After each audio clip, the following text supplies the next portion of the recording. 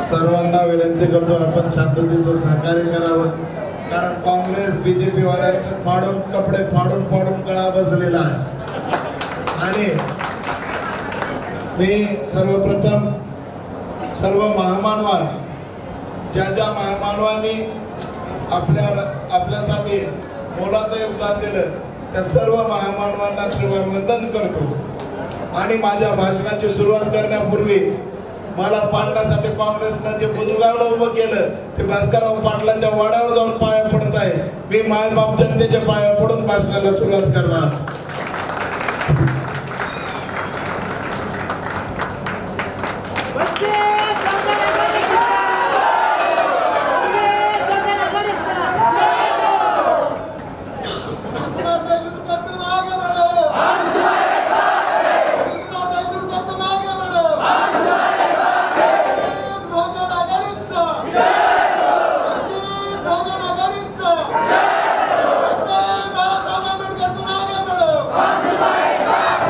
सर्वात प्रथम या ठिकाणी लोकसभा पोटनिवडणुकीचे उमेदवार आदरणीय अविनाशजी भोसेकर साहेब, आमचे वयाने जरी लहान असले तरी माझे भाऊ, माझ्या पाठीशी नेहमी राहणारे राज्याचे युवा नेते अक्षयजी बनसोडे, माझे मार्गदर्शक माजी अप्पर जिल्हाधिकारी आदरणीय BM कांबळे साहेब आणि चंद्रप्रकाशजी दादा देगलूरकर साहेब, देगलूरचे तालुका अध्यक्ष आदरणीय संजय अण्णा कांबळे साहेब, विलोलीचे तालुका अध्यक्ष आदरणीय गावंडे साहेब, चिंतले साहेब, शंकरजी महाजन साहेब आणि उपस्थित सर्व बंधू भगिनींनो, मायबाप बंधू भगिनींनो, वंचितचे सर्व कार्यकर्त्यांना सर्वात प्रथम आज जी आपली रॅली झाली ही रॅली पाहून प्रस्थापितांची झोप उडालेली आहे। आणि आजची ही सभा एवढा दूर का आहे तर याचं कारण मी देऊ इच्छितो। आपल्या मुस्लिम समाजातील झुंजार नेतृत्व असणारे आमचे आदरणीय गफार दादा यांनी हे हॉल आणि हे सर्व नियोजन फुकट त्यांनी माझ्या इलेक्शनसाठी दिलेलं आहे। आणि या सर्व नियोजनामध्ये आदरणीय गफार दादा, आदरणीय आमचे काका राहुल काका वालेराव, आदरणीय आमचे मामा धर्मपाल मामा या ठिकाणी सर्व जे उपस्थित आहेत तुमच्या जेवणाची व्यवस्था सुद्धा यांनी केलेली आहे। आणि तुम्ही पाहत असाल सर्व लोक आज पैसे देऊन हाजऱ्या देऊन लोक बोलवत आहेत आणि मला लोक पैसे देऊन बोलवत आहेत। हेच बघा बाळासाहेबांची ताकद। आज हजारापासून ते 2-2 लाखापर्यंत दादा आणि भाऊ आज सर्वजण मला मदत करत आहेत। निश्चितच आपला विजय होणार आहे यात तीळ मात्र शंका नाही।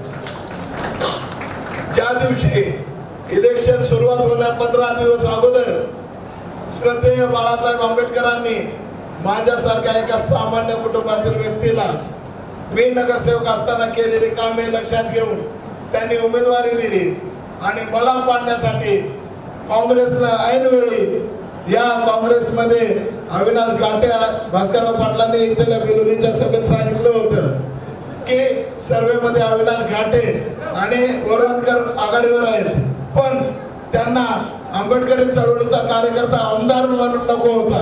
याचा बदला तुम्ही घेणार का? सर्वांनी सांगायचा याचा बदला तुम्ही घेणार का? यांना धडा तुम्ही शिकवणार का? तर आणि त्याच दिवशी त्यांनी मला पाडण्यासाठी या रेतीवाल्या बुजगावण्याला उभं केलेलं आहे। आज तुम्ही पाहत असाल आणि सर्व प्रस्थापित पक्ष हे पाहत आहेत की हे सर्व मायबाप जनता हे वंचित बहुजन आघाडीच्या पाठीचे आणि बाळासाहेब आंबेडकर यांच्या पाठीचे ताकदीने उभी आहे। त्यासाठी जोरदार टाळ्याचा गजर करून श्रद्धेय बाळासाहेब आंबेडकर यांना सलामी द्यावी। मी फुकट नगरसेवक झालेला आहे, 1 रुपया खर्च न करता फुकट नगरसेवक झालो आणि याची प्रचिती देगलूर मध्ये काम पहा, डॉक्टर बाबासाहेब आंबेडकरांचा पुतळा स्वतःचे 5 लाख रुपये टाकून मी निर्माण केलेला आहे आणि ते माझे मित्र होते त्यांनी आर्थिक सहकार्य केलेलं आहे. आणि सर्वात महत्वाची गोष्ट सांगतो, भिलोलीमध्ये जो पुतळा झालेला आहे, तुम्ही कोणालाही विचारा, आज ते लोक काँग्रेसचा प्रचार करत आहेत, पण निश्चित माझ्या मायबापाची शपथ घेऊन सांगतो, ते पुतळा सुद्धा निर्माण करण्यासाठी कशी व्यवस्था करावी, काय काय करावं याचं मार्गदर्शन करणारा हा सुशील कुमार देगलूरकर. सुशील कुमार देगलूरकरचं काम हे कधी एका जातीपुरतं मर्यादित नव्हतं, कारण आम्हाला बाबासाहेबांनी सांगितलं सर्व धर्म समभाव, आणि आज सर्व धर्म समभाव जोपासणारा हा सुशील कुमार देगलूरकर आहे. आणि सर्व जाती धर्मासाठी मी वेळोवेळी अडीअडचणीत अर्ध्या रात्री पोलीस स्टेशन असो, दवाखाना असो, सुख असो दुःख असो, प्रत्येक वेळी मी धावून गेलेला आहे. आणि निश्चितच हे देगलूर भिलोरीची मायबाप जनता माझ्या पाठीशी आहे, म्हणून एवढ्या मोठ्या संख्येने आपण या ठिकाणी फुकट प्रेम स्वखर्चाने या ठिकाणी उपस्थित झाला. गोरगरिबांचे मुलं तहसीलदार झाले पाहिजेत, कलेक्टर झाले पाहिजेत, मोठे अधिकारी झाले पाहिजेत, म्हणून मी देगलूर नगर परिषदेच्या वतीने मोठी निधी आणून देगलूर मध्ये बाबासाहेब आंबेडकर डिजिटल अभ्यासिका निर्माण केली आणि त्या अभ्यासिकेत आजपर्यंत 13 अधिकारी झालेले आहेत. आणि निश्चितच तुम्ही जर मला निवडून दिलात तर मी या देगलूर भिलोलीचा विकास केल्याशिवाय राहणार नाही. मी SC ST आरक्षण वाचवल्याशिवाय राहणार नाही आणि संविधानाचं रक्षण केल्याशिवाय स्वस्थ बसणार नाही.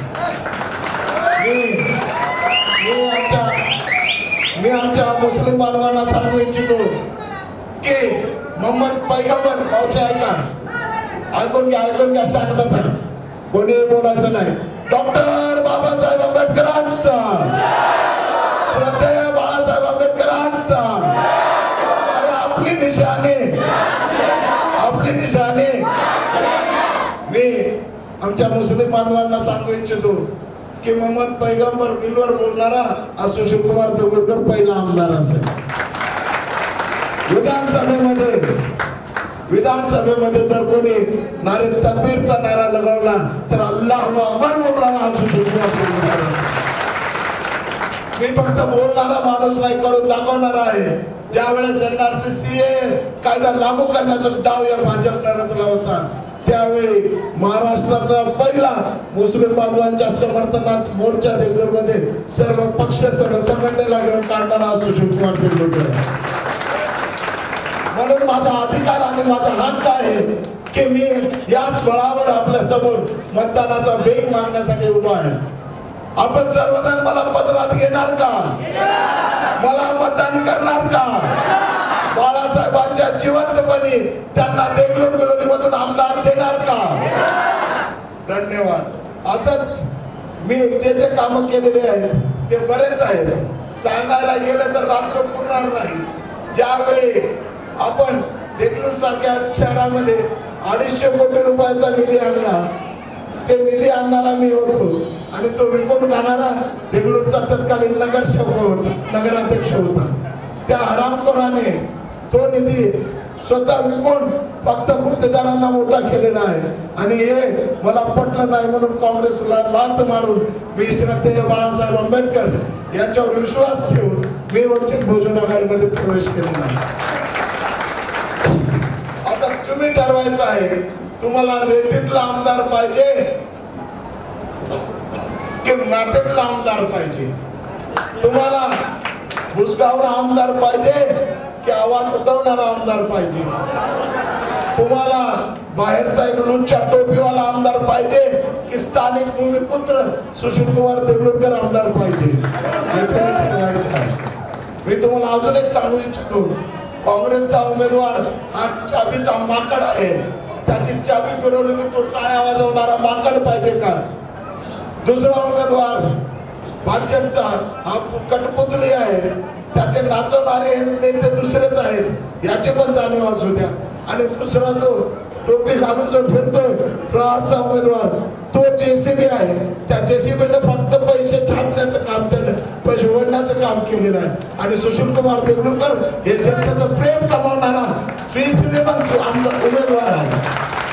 म्हणून मी जे बोलून मला जे गळा बसलेला आहे म्हणून मी एवढंच बोलतो आणि माझ्या माय बाप जनतेला एक कळकळीची विनंती करतो की तुम्ही सुखात दुःखात धावून येणाऱ्या माझ्यासारख्या प्रामाणिक कार्यकर्त्याला जर आमदार केलं तर निश्चितच या देगलूर बिलोलीचा काया पालट केल्याशिवाय मी राहणार नाही.